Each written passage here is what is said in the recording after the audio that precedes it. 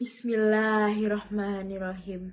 Assalamualaikum warahmatullahi wabarakatuh.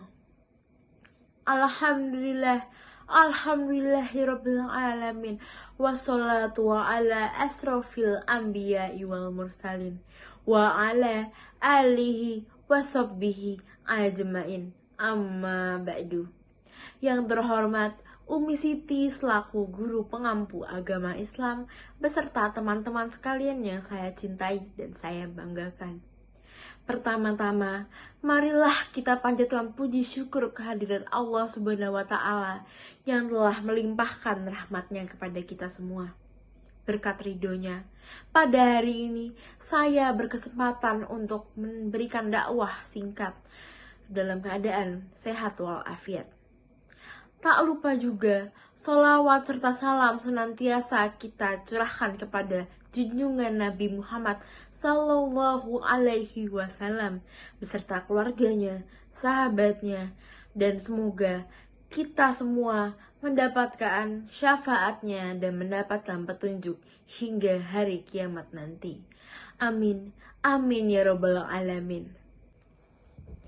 Pada kesempatan kali ini, saya akan membawakan ceramah tentang menghadapi perilaku boros. Nah, teman-teman, siapa yang di sini merasa dirinya selama ini boros? Nah, keberlimpahan harta dan kenikmatan dunia seringkali menguji keimanan kita dalam menjaga keseimbangan antara kebutuhan dan keinginan. Salah satu ujian besar yang seringkali menghantui kita adalah sikap boros. Sikap ini merupakan perilaku tercela yang tidak disukai oleh Allah Subhanahu wa Ta'ala. Boros adalah perilaku konsumtif atau membuang suatu hal secara berlebihan untuk tujuan yang tidak penting dan tidak bermanfaat.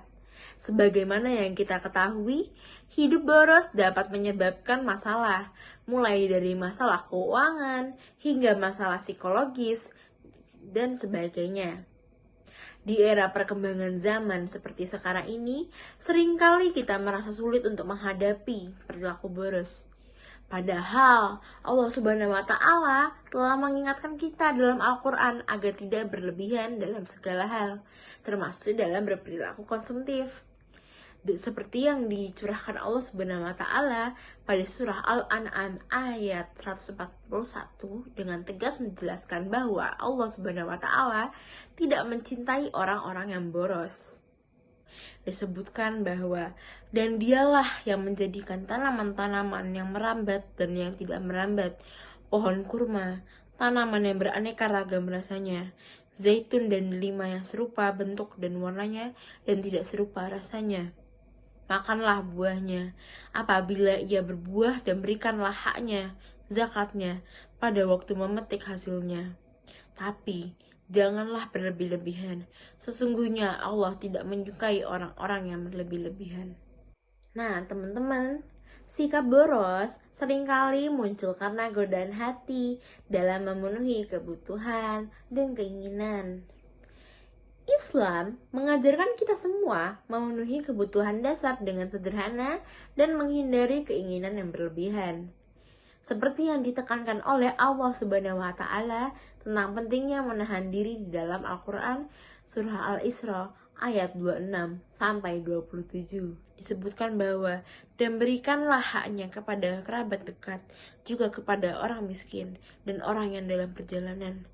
Dan janganlah kamu menghambur-hamburkan hartamu secara boros. Sesungguhnya orang-orang yang boros itu adalah saudara setan, dan setan itu sangat ingkar kepada Tuhannya. Nah, maka dari itu teman-teman, salah satu cara yang harus kita lakukan untuk menahan tidak bersikap boros, yaitu dengan membedakan antara kebutuhan dan keinginan. Nah, teman-teman di sini ada yang tahu nggak sih gimana cara kita membedakan antara dua hal tersebut? Nah, jadi gini teman-teman, Apabila saat kita menjumpai barang yang sangat ingin sekali kita beli, maka renungkanlah dahulu apakah kita benar-benar membutuhkan barang tersebut, apakah barang tersebut akan bermanfaat bagi kita, dan apabila merasa barang tersebut tidak terlalu bermanfaat, maka lebih baik tahanlah untuk tidak membelinya. Lebih baik duit tersebut kita simpan kembali dan disimpan untuk kebutuhan yang lebih penting di waktu yang akan mendatang.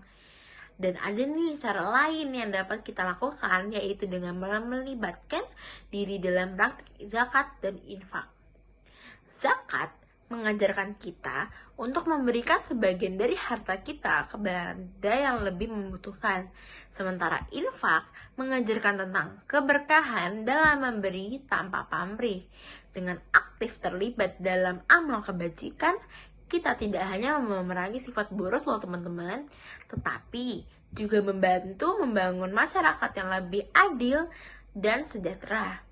Dengan begitu, kita akan menjadi lebih bijak dalam mengelola keuangan kita dan mampu memanfaatkan rezeki yang diberikan Allah Subhanahu wa Ta'ala dengan sebaik-baiknya.